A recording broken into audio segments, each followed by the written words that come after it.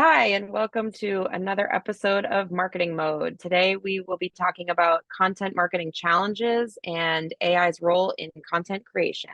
Here we go.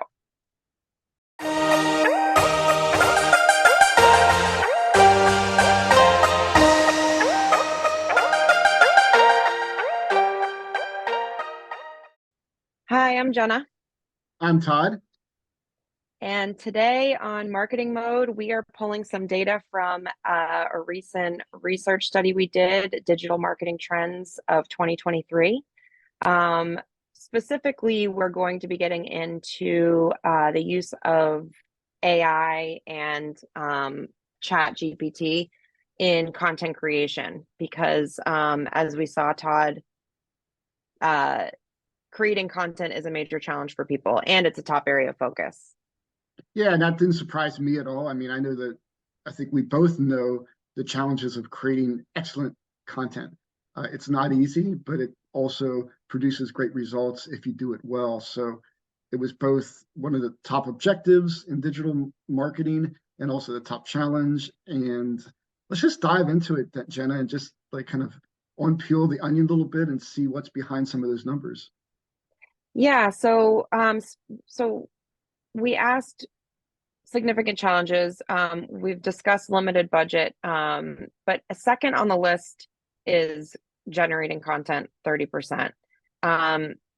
What's funny to me is the top area of focus this year will be content creation. That's 39% of marketers said that it will be a most focused on area for optimization in the year ahead. But when you get further into the study, we asked about the use of AI. 53% of marketers are not using any AI, which I guess doesn't really surprise me, or maybe like that also has to do with some people not knowing exactly what AI could be used for. But the use of ChatGPT, only 9%, and we see that 9% of marketers are already using it.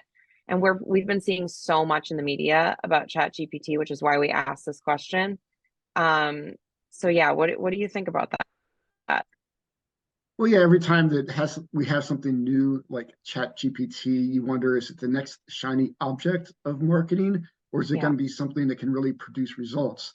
And just FYI, we're going to be asking questions about Chat GPT throughout this year because we really feel like this is going to be something that's going to change rather quickly. And so, I mean, I know myself personally, all of a sudden Chat GPT became a buzz going on, and I wanted to check it out at least to see a little bit what's going on. So we're going to kind of keep track of it throughout the year because this is going to change pretty quickly, in my opinion. Yeah. Yeah. And I guess like from our perspective, it's still catching on. Maybe I shouldn't be surprised that only 10% of marketers are using it. We have another 24% that say they'll test it this year. And I know we discussed this before hopping on here, but you and I kind of got on and we haven't tested it yet for our own marketing purposes, or business related purposes, but we did kind of play around with it a little bit. And I mean, I was like, it's incredible. It really is. I mean, I was looking at some of the, as you look and start examining more closely, you see that, like, for example, content creation, analysis of, different topics. It's very powerful. It's probably not a great thing yet for strategy. So strategy and innovation, it's probably not going to help you out a whole lot there. But I think there's some areas with content creation where it could really help you just get started or get a baseline. Yeah, definitely. I mean, like uh, I put in create 10 tweets about original research for a Sun 2 that a Sun 2 could use on their Twitter page. And they're very generic, but it came up with some good ideas, like at least a baseline of stuff that we could actually make more authentically us, and we could use as a kind of a foundation. But that actually brings up a good point that I've been kind of noodling on when we were talking about this Chat GPT for use of content. Like, does it take away from, I think that there's a fine line, or maybe it's not so fine. Maybe it's really easy to go over this line um, when it comes to losing your brand authenticity. Like eventually, are people going to catch on that you sound a little bit robotic, or you're just not giving much as far as value anymore because of these generic pieces of content. Right. I mean, is ChatGPT going to be able to speak in your voice? Is it going to be able to provide, you know, just those little things that you can add to maybe it's simplifying a concept, maybe it's adding, like in our example, not only the research and data point, but the next step and action item you should take. There's a lot of difference between just spitting out data and making data actionable. So that's our DNA. That's something that I think that we work really hard to do is, we're not just a research company. We want to make research very actionable. So, you know, chat GPT is probably not going to understand that enough to speak in our voice. Yeah, and I know you looked up, you were reading an article recently about certain things that ChatGPT could do. Um, I wonder how, like, what's holding people back from using it a little bit more, but also how do you think marketers are using it now? Do you think that we're like, this 10%, do you think that they're using it for content creation, and then could that alleviate that challenge, down the road once we kind of figure it out? I definitely think marketers, I mean, the marketers I've talked to have immediately said that they're going into it using it for content creation, trying to get a baseline of content on a topic. I've also seen a little bit of people talking about, and actually I went in and it was playing with it on, trying to analyze maybe where we fit in compared to our competition. So asking, what are, we're not a software company, but what are the top 10 softwares for marketing automation? And just that curiosity of, where do we rank, just in a very non-biased perspective. So I think there's a lot of different things that marketers are like just dipping their toe in, but also can provide some very basic, so like my one friend's a computer programmer and he's like, yeah, I went in and I set up some queries, and so it was a very, a time saver, right? Just to do Right. that. So I think there's a lot of just very practical things that we could at least explore. Yeah, I mean, I guess the possibilities are endless, and we're very new to it. We're having this conversation from like a very green perspective, but also as marketers, and like, I know we had touched on brand messaging and stuff, and I set up, the ChatGPT or OpenAI account, and put in, I asked ChatGPT, what does Ascend to research do? And it came back with, a pretty accurate representation of our brand. And it's like, this is a reflection of maybe our messaging on our website is accurate and doing its job. Or maybe if it came back a little, like a little inaccurate, or focused on something that maybe isn't what we want to be presented as, like, first and foremost, um, maybe that's something that you try to kind of weave into your messaging and as a brand, more strongly or more clearly. Yeah, and I was going to encourage the audience. We would love to hear your comments on how you're testing or using Chat GPT and other AI solutions. We're going to be, like I said, throughout this year, we're going to go in and survey audiences on, are they using it, and those type of questions. But we would love to have some just practical feedback of, very specific things that you've been doing with this technology, what's worked, what's not worked. That's always very helpful as well. And I think what we're going to see with this, like anything else, sometimes you go into it early and you fumble and this doesn't work or that doesn't work. But then, you know, 6 months from now, as the technology advances and as people get more uh, familiar with it, maybe what you tried now will work 6 months from now. And so I would just encourage people, you know, dip your toe into it. If it doesn't work, don't just throw it out and say this is worthless. Uh, Mhm. Keep monitoring it. You know, adapt as needed. Yeah, I agree. And also what with that line of how far can you go with it while still providing value to your audience? You know, in what areas maybe it's used on, you know, the back end more than the front end, right? Like for ideas for content rather than for the content piece itself, for instance. Um, but yeah, I'm so curious as to what people have to say about what they've been using it for, because I'm sure people are getting super creative.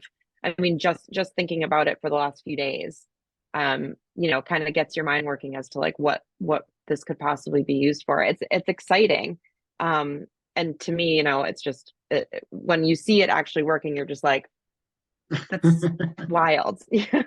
Well, yeah, and some of the things I saw, like for example, you know, like ChatGPT uh, has a high probability of passing the bar exam, CPA exam. I mean, crazy, you know, that you know That's things that you know incredible. would take us years and years that it's has a high confidence rate in passing.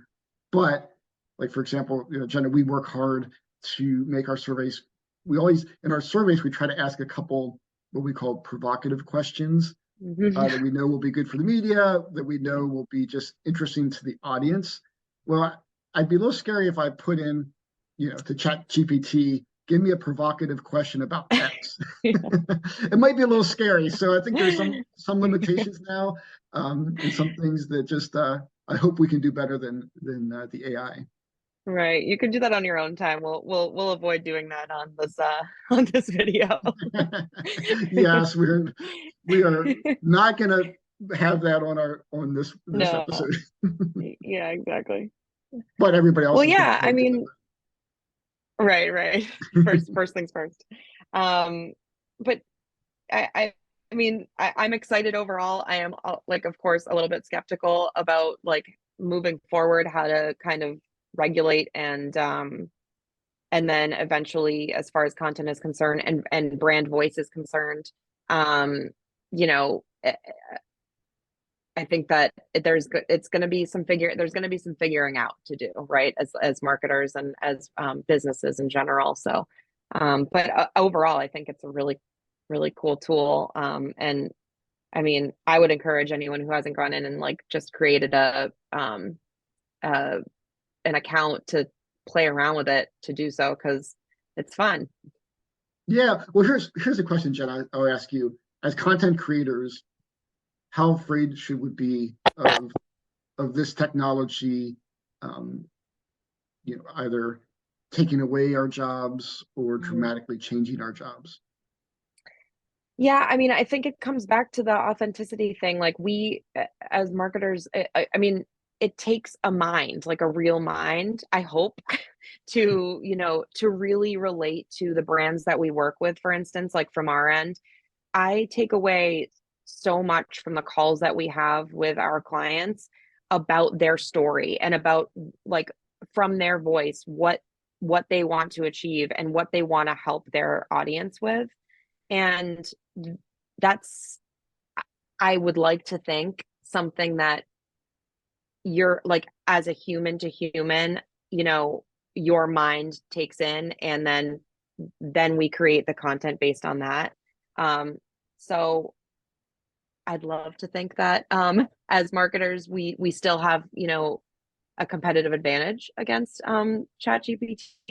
But I mean, yeah, that's not to say that things can progress. And I'm sure there are jobs out there that like, you know, are kind of more at risk um down the road. But Yeah, we have to be realists, don't we? And you know, you can't just ignore it. And you know, if you close your eyes, it doesn't mean it's going to disappear.